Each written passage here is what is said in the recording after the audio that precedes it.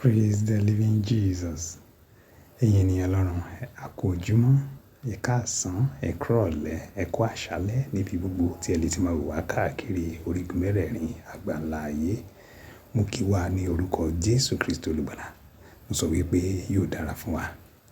Ẹ̀yin ènìyàn mi, ẹ̀yin olùgbọ́ ọ̀rọ̀ Ọlọ́run, ǹjẹ́ kí tiẹ̀ ní ó ṣe wá àbí kí ni èrèdí tí a fi ń wá Ọlọ́run?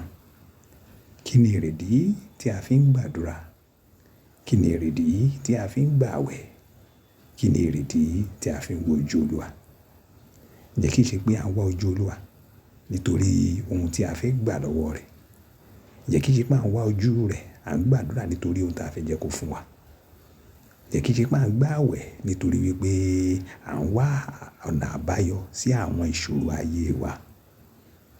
Ẹ̀yin ènìyàn Ọlọ́run, tó bá jẹ́ pé èrèdí tí a fi ń wo Olúwa nìyí kò sunwọ̀n tó, ẹ jẹ́ ká gbàdúrà. Lórúkọ Jésù, Ọlọ́run Baba, Ọmọ àti Ẹ̀mí Mímọ́, a sì ṣe ọlọ́ba, a sọ wípé ó ṣe fún orí rẹ̀ gbogbo lórí ayé wa. Jésù gba ọpẹ́ wa, gbogbo ẹ̀ṣẹ̀ wa gẹ́gẹ́ bí ẹ̀dá ènìyàn dáríjì wá, yà wá sí mímọ́, kó rì wá sínú ògo ẹ̀jẹ̀ rẹ̀. A béèrè fún ẹ̀mí mímọ́, agbára, àṣẹ àti iná rẹ̀. Jésù gbé wọ̀ wá.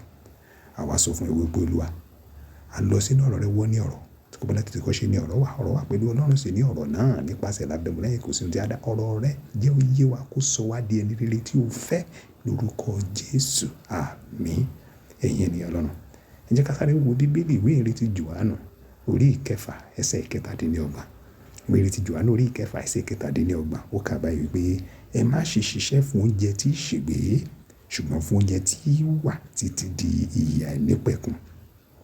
Èyí tí ọmọ ènìyàn yóò fi fún yín, nítorí pé òun ni, àní Ọlọ́run Baba ti fi ìdìdí dì í. Hallelujah. Ọlọ́run aláàyè tí í ṣe Ọlọ́run mi, Ọlọ́run rẹ, Ọlọ́run gbogbo ẹran ara. Ó ti fún Jésù Kristi ní ohun gbogbo. Ó wà lọ́wọ́ Jésù Kristi, ṣùgbọ́n wá kù sọ́wọ́ wa èrèdí tí a fi ń wá. Ǹjẹ́ o ti ẹ̀ fi Ọlọ́run? Ǹjẹ́ fi gbogbo ọkàn rẹ fẹ́? Ǹjẹ́ kì í ṣe pé òun wo ojú Ọlọ́run torí ohun tó fẹ́ gbà lọ́wọ́ rẹ̀?